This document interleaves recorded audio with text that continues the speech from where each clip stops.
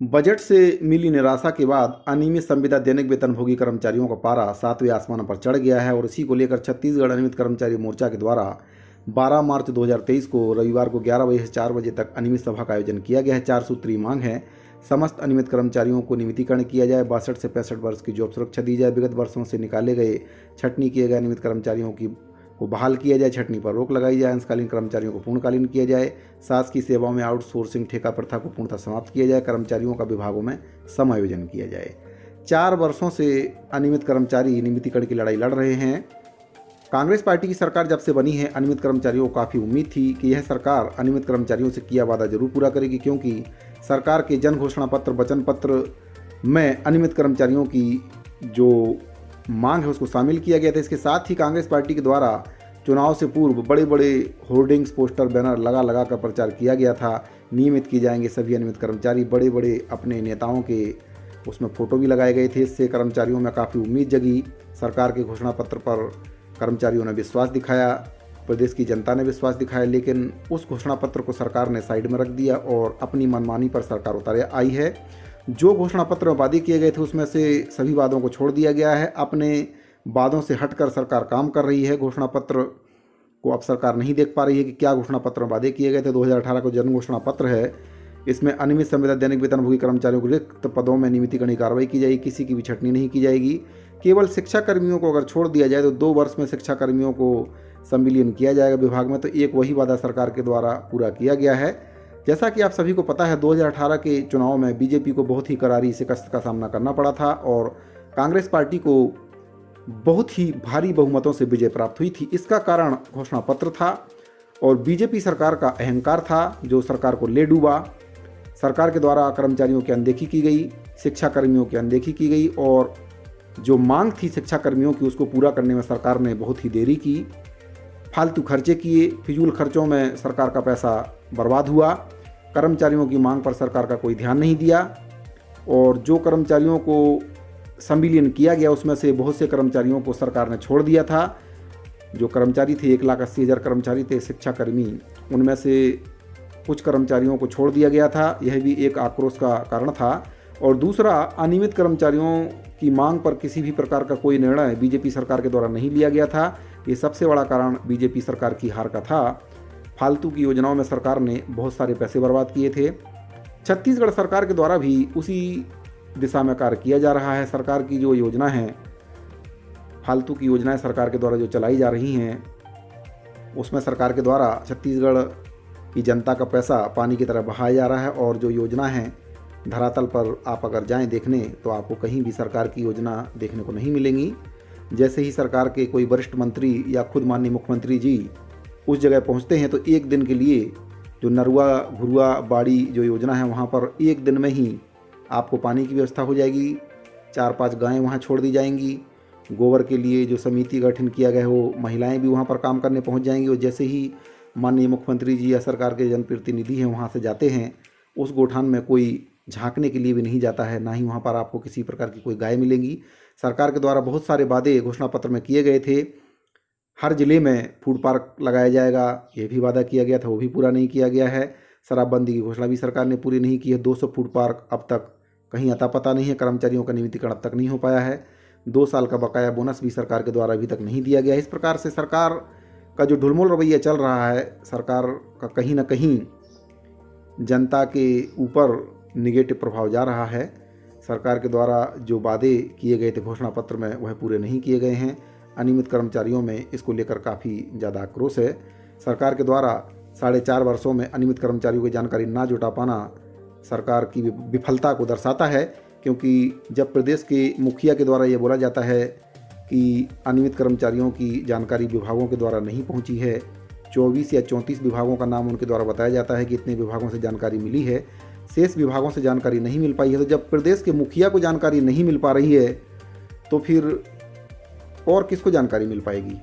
जब प्रदेश के जो मुखिया हैं माननीय मुख्यमंत्री महोदय जी हैं, उनको जानकारी विभागों के द्वारा उपलब्ध नहीं कराई जा पा रही है, तो फिर जानकारी किसको मिलेगी, कैसे जानकारी मिलेगी। 4.5 वर्ष एक लंबा समय अवधि होता है।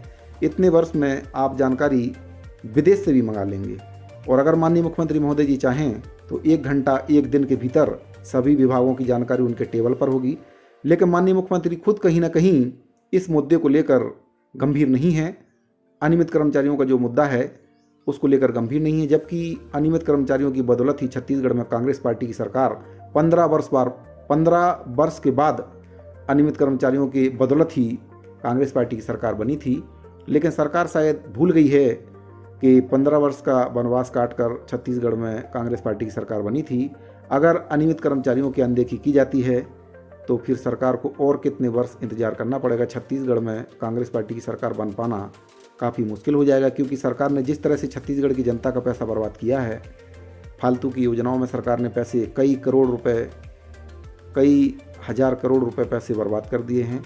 लेकिन जो वादे घोषणा पत्र में किए गए थे वे वादे सरकार ने पूरे नहीं किए हैं। चारों मोर्चों पर सरकार फेल है। अपनी पीठ थपथपाने के लिए झूठे प्रचार सरकार के द्वारा किए जाते हैं। तो ये सब कारण हैं, काफ़ी है ये कारण। सरकार को जो आगामी चुनाव है उसमें सरकार को बहुत बड़ा झटका लग सकता है कांग्रेस पार्टी को, क्योंकि घोषणा पत्र को छोड़कर सरकार के द्वारा अपने मन से काम किया जा रहा है, फालतू खर्चे किए जा रहे हैं। कोरोना जैसी महामारी में कर्मचारियों को भत्ता देने के बजाय, जो स्वास्थ्य विभाग के कर्मचारी हैं उनको कोरोना भत्ता देने के बजाय सरकार के द्वारा अपने विधायकों मंत्रियों का भत्ता बढ़ाना काफ़ी असंवेदनशीलता का परिचय है। जो काम कर रहे हैं, कई कर्मचारी दिवंगत हो चुके हैं, चाहे वह शिक्षक हों, चाहे वह स्वास्थ्य विभाग के कर्मचारी हों, हर वर्ग के कर्मचारी, चाहे वह आंगनवाड़ी कार्यकर्ता हों, मितानिन बहनें हों, सभी के द्वारा जी तोड़ काम किया गया है। कोरोना जैसी महामारी में सभी का सहयोग से कोरोना की महामारी पर नियंत्रण पाने में सरकार सफल हुई थी। लेकिन सरकार की असंवेदनशीलता है कि इनको किसी प्रकार का कोरोना भत्ता नहीं दिया गया। जो भत्ता आया वो ऊपर ही अधिकारियों के द्वारा गटक लिया गया, नीचे वह पहुंच ही नहीं पाया। स्वास्थ्य विभाग के कई कर्मचारी और जो समस्त विभाग के कर्मचारियों की ड्यूटी कोरोना में लगाई गई। घर घर जाकर सर्वे किया गया, घर घर जाकर वैक्सीनेशन किया गया। भरी धूप में, चाहे बरसात हो चाहे ठंड हो, हर मौसम में काम किया गया।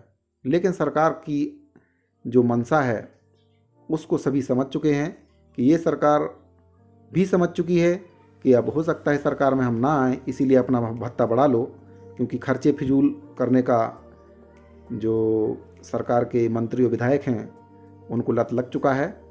और यही वजह है कि सरकार के द्वारा इनका भत्ता बढ़ा दिया गया है, स्वयं अपना भी भत्ता बढ़ा लिया गया है। लेकिन कर्मचारियों से किया गया वादा 4 स्तरीय उच्चतर पदोन्नति वेतनमान, जो नियमित कर्मचारी हैं उनका DA HRA का पैसा, कई माह का पैसा एरियस खा चुकी है सरकार। अनियमित कर्मचारियों का वेतन वृद्धि रोक दिया गया है, 4-4.5 वर्षों से वेतन वृद्धि नहीं हो पाया है। तो कई ऐसे कारण हैं जो सरकार को पूरे करने चाहिए थे, लेकिन सरकार ने पूरे नहीं किए हैं। तो ये सब कारण पर्याप्त हैं सरकार को आगामी चुनाव में आईना दिखाने के लिए, क्योंकि जब जब सरकारों की तानाशाही हावी होती है तब जनता आईना दिखा देती है। और कांग्रेस पार्टी के द्वारा इन 4.5 वर्षों में जिस प्रकार से अनियमित संविदा दैनिक वेतनभोगी कर्मचारियों को वादा करके नियमितीकरण के लिए तरसाया गया है, तड़पाया गया है, ये सबसे बड़ा अपराध है।